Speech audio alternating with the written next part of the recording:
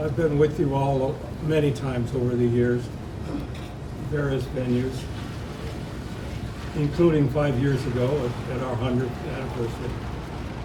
But today is more important than all of them. I had eight assignments at the school, including 2 as a student, both in topo survey and construction survey. And every one of them was important to me. They were memorable, they were rewarding, they were challenging, all that. I was thrilled to see Jim Harnan because he's my favorite person that I remember from the years that I was Director of Training, Development, and Evaluation, and then as the Director of the Defense Mapping School between 1981 and 1988. And he was there in operations, and he did a lot of the operational planning for the different courses in the school. So he was sort of like at the center of the school operations, and I called on him all the time, and he was always such a wonderful gentleman, always smiling, always friendly, always good-natured, never had a bad word to say about anybody. He was kind of like the glue that stuck our school together, and I was really looking forward to seeing him 5 years ago and then again today, and so thrilled to see that he's still looking so healthy and was able to come all the way from Phoenix for this reunion. So it's really special to have Jim here today. We were so happy to see our old colleague Jim and remember the good days when we were both instructors of the advanced geodetic survey course and old T4 hands. Yeah, it was great to hear that connection you have with my mom. I mean, it's kind of neat. Absolutely, what a sweetheart. And Jim and Barbara were the only people in this area who we could trust with our brand new firstborn baby the first time we were actually going to the Marine Corps ball, and we couldn't not go, but we couldn't take him with us. And to have great confidence in someone taking care of that firstborn tiny baby. Just from me to you, I really hope that you continue to do what you do for us, for this family. And that's who we were, and that's who we still are. Amen. So please continue. But I want to thank 3 gentlemen whose name I don't even know, but they were the ones, first of all, who were operations officers at the school from one time or another. And they were the folks that I approached when I was on orders to go to an overseas assignment. And I asked them, I begged them to do whatever they could to ensure that I would return to the school. And all 3 cases, I believe I remember the response was, I will see what I can do. So that was not very promising. But they must have hit the right buttons or called the right people, because my return to the school did not happen once or twice.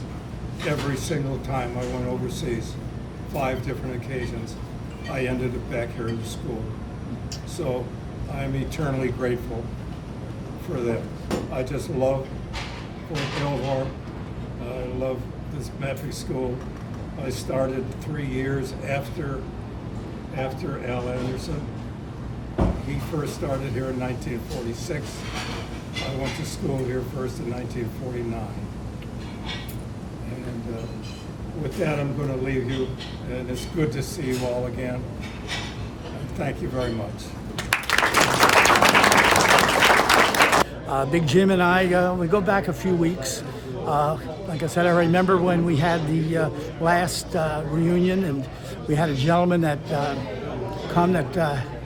was at the school in the middle 50s and came up through there, and he hadn't seen Jim in over 40 years, and Jim hadn't seen him in that long. And when I introduced this gentleman named Bill Gaylor, and Bill Gaylor waved his hand, he was in the back of the room, I had him come up front. And as he walked up front, your dad stood up. And Bill Gaylor and your dad looked at each other. They put their arms on each other's shoulder. And Bill looked at his eyes and just said, Jim Harnan. That made everything worthwhile. Wow. Jim and I have known each other for over a week now. And I bless the fact that I know Jim Harnden. Fantastic. I've seen him 5 years ago in Arizona, and he looks even better than he did then because he's got his knee replacement working, and everything is great. But I remember your dad from the bowling team with, I think it was Will Freeze, Will McCullough. Will McCullough. I mean, a couple other guys there. It was just fantastic. We always had a good time there on the bowling alley. I was sent to the 804th Engineer Aviation Battalion in Greenham Common, England. Yeah. And I was part of what was called SCARWAF, Special Category Army with Air Force. Right. The battalion I was in was one of 4 similar battalions. Right. But we all had the same mission. And that was to extend or rebuild Right. all of the old RAF World War II airfields. Right. So this is not like a topo assignment by any means. But the reason I thought that this was my most memorable assignment is because I was there when it was finished, or at least we were finished. And I was able to acknowledge and witness the result of our work.